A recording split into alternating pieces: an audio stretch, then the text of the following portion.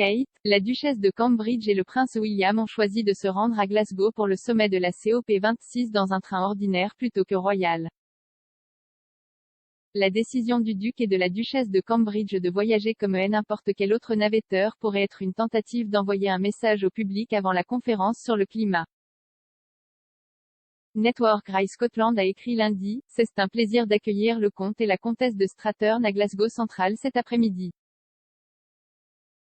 Drew Burns, le directeur de la gare de Glasgow Central, a rencontré le couple royal alors qu'il arrivait dans la ville en train pour la COP26. Le train royal, qui serait le moyen de transport préféré de la reine, est utilisé par les monarques depuis la reine Victoria.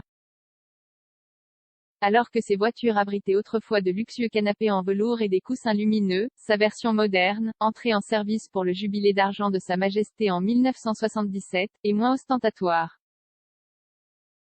Le train royal comprend des chambres, des salles de bain, un salon et une grande salle à manger, ainsi qu'un bureau pour la reine et un espace pour son personnel. L'intention derrière un tel train est de fournir un environnement sûr pour la famille royale tout en s'adaptant à leurs horaires chargés sur une période prolongée sans perturber le public. Réservé aux membres les plus anciens du cabinet, Kate l'a embarqué pour la première fois en décembre de l'année dernière, lorsqu'elle et William ont effectué une tournée de 3 jours en Angleterre, en Écosse et au Pays de Galles pour remercier les travailleurs de première ligne, les bénévoles, la maison de soins, le personnel et les enseignants pour leur travail acharné tout au long de la pandémie de coronavirus. Mais à cette occasion, les Cambridge, tous deux âgés de 39 ans, connus sous le nom de comte et comtesse de Strathern en Écosse, ont décidé de ne pas utiliser ce mode de transport exclusif. Au lieu de cela, ils ont pris un train Network Rail Scotland. Ce faisant, on pense que Kate et William pourraient essayer d'agir sur la marque dans le contexte de la conférence sur le changement climatique et de leurs engagements environnementaux plus larges. À leur arrivée à Glasgow, dans le cadre de leurs activités de soutien à la COP26, le couple a rencontré un groupe de scouts au centre sportif Alexandra à Dennistoun.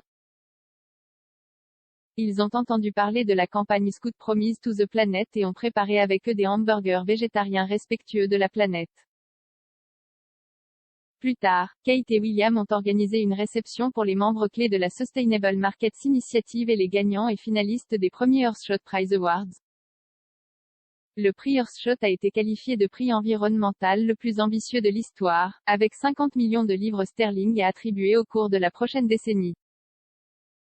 Après que la reine a été forcée d'annuler sa participation à la COP26 en raison de problèmes de santé, la responsabilité du duc et de la duchesse de Cambridge de représenter la famille royale est encore plus importante que prévu. Même si le monarque a transmis un message vidéo enregistré aux dirigeants mondiaux et que le prince Charles est également au sommet, le rôle de Kate et William dans la sensibilisation à la nécessité d'une action climatique est essentiel compte tenu de leur niveau d'influence.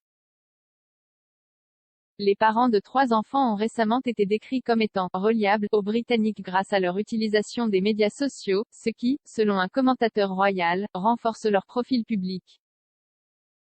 S'exprimant lors de l'émission Podcast Royal, Rachel Burchfield a déclaré « Cela nous donne une idée de qui ils sont vraiment dans les coulisses ou derrière les caméras lors des apparitions publiques officielles. Cela semble en quelque sorte non scénarisé même si c'est le cas, et cela nous donne une perspective plus pertinente pour pouvoir les entendre de cette manière. » Leur voyage dans un train Network Rail vers Glasgow n'est peut-être qu'un exemple de plus dans lequel le duc et la duchesse tentent de se connecter avec le public.